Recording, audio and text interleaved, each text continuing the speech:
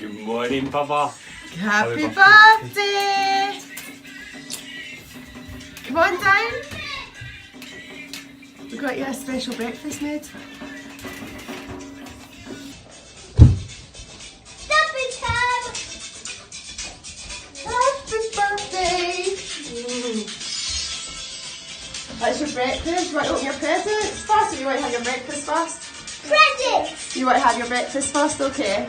When you left this town with your windows down in the wilderness inside. Open it from the corner then.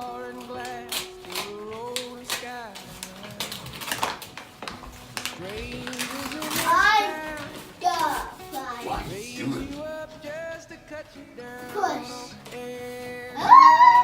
Yes, please. Dear Auntie, happy birthday. Hope you have a cackle day. We all love you so much. Thanks for being you. Lots of love. Mom, Dad, Sarah, and John. That's it.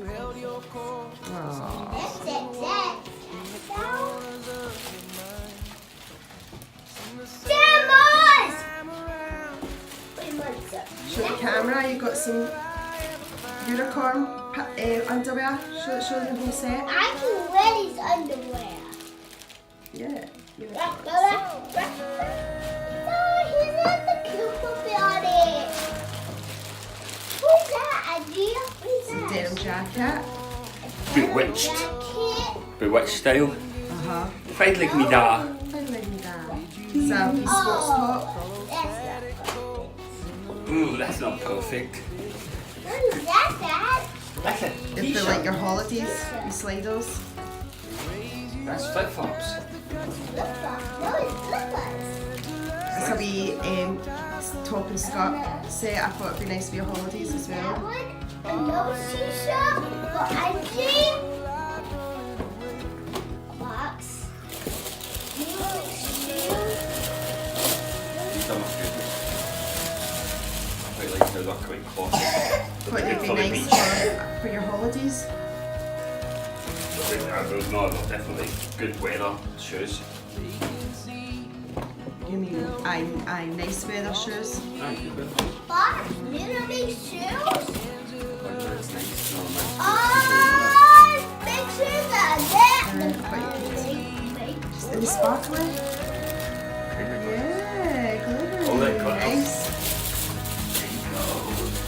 That's it, isn't it? And what I got is We also have a surprise for you at the end of the month. Why did the kid put sugar under his pillow? I don't know.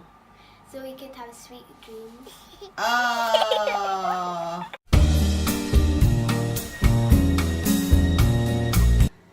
Hi everyone, so today with In Bed with Steph and Terry, we are going to give you some relationship advice, okay?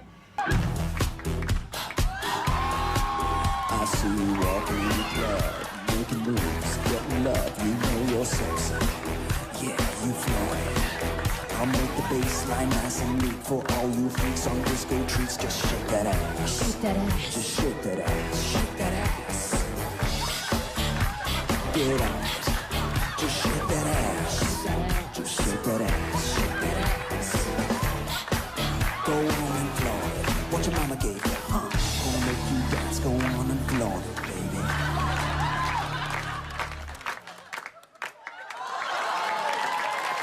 So you can get those, I don't know. Juicy's flowing. No. No, I don't know. Relationship goals. There you go. I am still loaded with the cold. Look at me now. It's went from bad to worse. I'm all out in cold sores and everything. loaded with the tired. I feel like this video is going to be long, like the money one, because I've got a lot to say on it. But I'm going to refrain from giving any like examples for two reasons. One, I don't want this to be mega long, diving into stuff, and No one does. and two, also I don't think the internet is to be airing all your dirty laundry, but I'm going to talk about sort of like marriage hacks that we do to make sure that our marriage is always strong. And let me tell you, I got married when I was 19, so we were married very, very young. No, he was 21, I was 19, and we have been married for 18 years.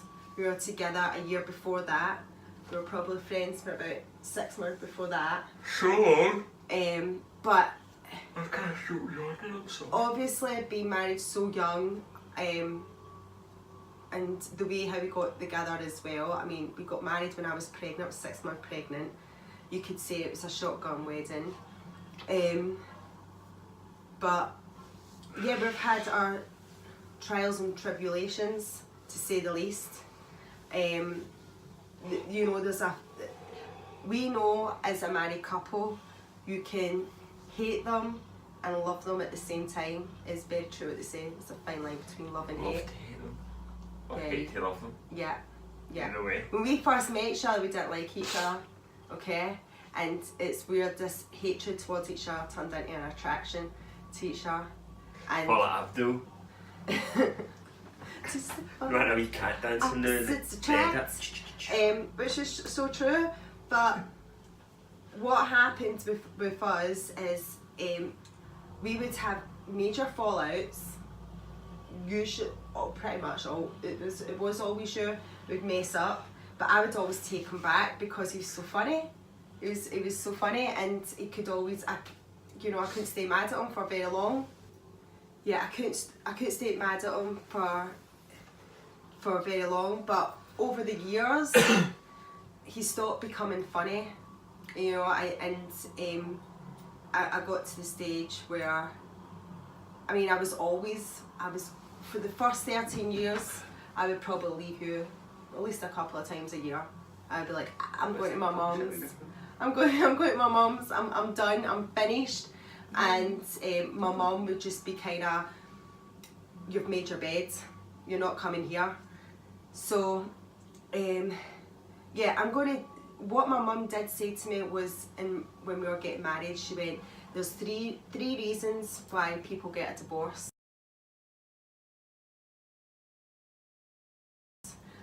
One is infidelity, 2 is kids, and 3 is money.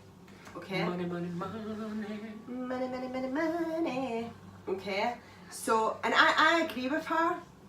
And I'm going to give you some like marriage hacks, which we do to kind of basically not find ourselves in the positions that we were kind of on this merry-go-round of constantly falling out, leaving each other, falling back in, and then a few months later the same thing would happen. So let's talk about infidelity, okay? Right, I believe if your head gets turned with someone else, you're not in love with them. You might really like them, you might love them, but like in a brotherly way or a sisterly way, but you can't be in love with them, because see, when you're in love with somebody, some people call it like beer goggles, okay? And I 100% agree. Believe in beer goggles. Okay, Believe in beer goggles. okay, when you love somebody, everyone else is in black and white and they're in colour, okay? So, That's a good one. Steph, That's a good one. Steph 100% is in love with me. Victoria's Secret supermodels could be walking in here right now, and you'd appreciate that they're good specimen human beings, okay? A good piece of meat. Right? But they would pale in comparisons to my cold sore face and busted the house. They would just, he would not, as nice as they are, they would not, they wouldn't be his baby, because he looks at me with beer goggles, okay? No one else compares. And honestly, there is nothing nicer than waking up broken out, run down, no makeup, not a stitch of concealer, nothing, bags under your eyes, and your man like looks at you and lovingly and just tells you how beautiful and amazing you are and how lucky he is to be with you. There's nothing better than that. That is true love. He is the guy that I will grow old, fat and grey with, and when I'm 70, he'll still think I'm as beautiful as a mother now. Boom. Well, 100%. Boom. Now, we had the mother of all fights 5 years ago. So we'd been married 13 years, and we kind of gave her, and I definitely 100% thought my marriage was over. You were definitely clinging on with both sets of fingernails. Both sets of nails. To hold on to our marriage. And one of the things that he set about doing to sort of save our marriage was date nights.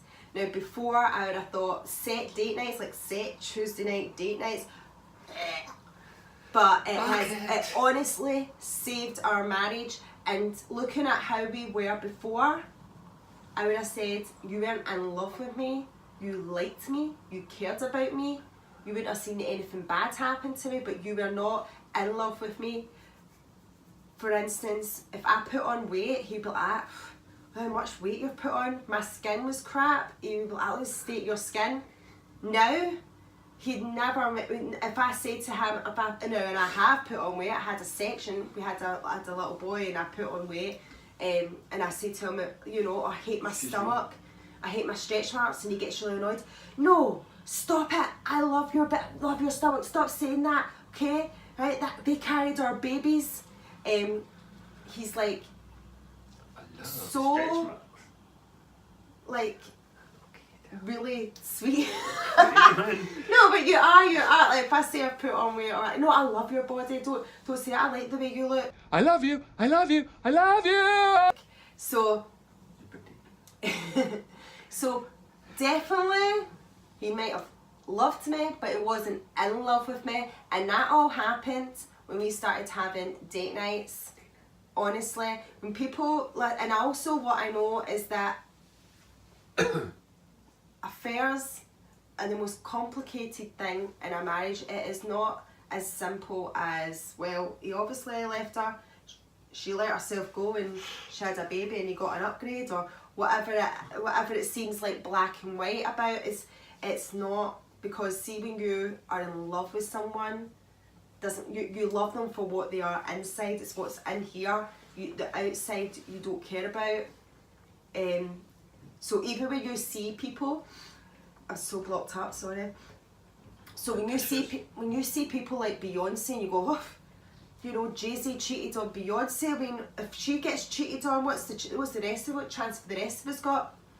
Let me tell you, Beyonce is gorgeous. So people are going out with her because of how she looks, and also there's a distance between them, all like on tour and stuff like that.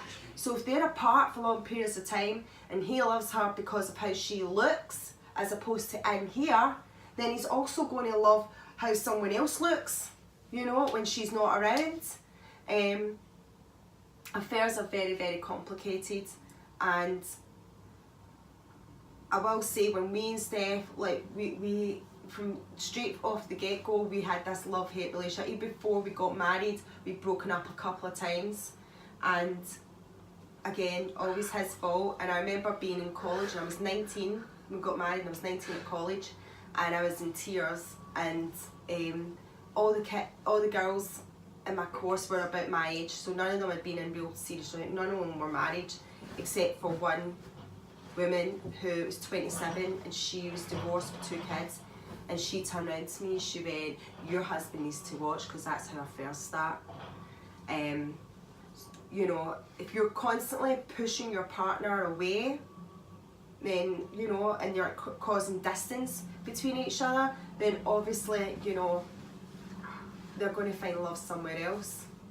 So, yeah, affairs, adultery, and that, it's not black and white, but I would say you really, to make sure that never happens, and to make sure you're always, because especially if you get married young like we did, you change so much in your 20s. By the time you're 30s, it's very easy to grow apart.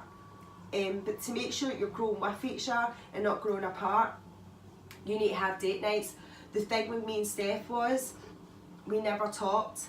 And before, I would have said, what the key to a good marriage is laughter, because he made me laugh so much, but it's actually talking. I'm so blocked up, sorry. Okay. I was gonna say get a towel. Okay. Is communicating. I would like tell my work colleagues everything, I'd tell my best friends and my girlfriends everything, and if I try to talk to him in the house, it was shh, I'm trying to watch this, shh, I'm playing the computer. We never spoke, I never talked to him, and the reason why we had the mother of all fights was because I had a lot going on at the time, a lot of serious stuff, and I had a really bad 2 days, and I wanted to vent, and I needed a friend, and I went to my husband, and he was basically like, oh, you go on and on and on, and I lost it.